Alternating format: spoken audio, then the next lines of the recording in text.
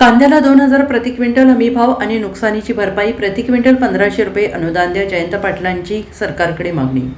कांद्याला किमान 2,000 रुपये प्रति क्विंटल हमीभाव जाहीर करावा आणि सध्याच्या नुकसानीची भरपाई म्हणून प्रति क्विंटल 1,500 रुपये अनुदान देण्यात यावे, अशी मागणी राष्ट्रवादी काँग्रेस पार्टी शरदचंद्र पवार पक्षाचे ज्येष्ठ नेते जयंत पाटील यांनी मुख्यमंत्री देवेंद्र फडणवीस यांना पत्र लिहून केली आहे.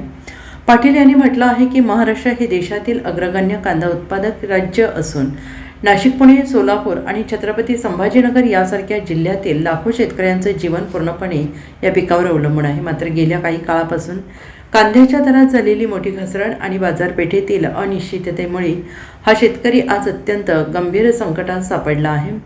बियाणे, खते, औषधे, मजुरीच्या खर्चात झालेली मोठी वाढ पाहता सध्या बाजारपेठेत मिळणारा भाव उत्पादन खर्चाच्या तुलनेत अत्यंत कमी आहे. त्यामुळे शेतकऱ्यांचे अतोनात आर्थिक नुकसान होते आहे.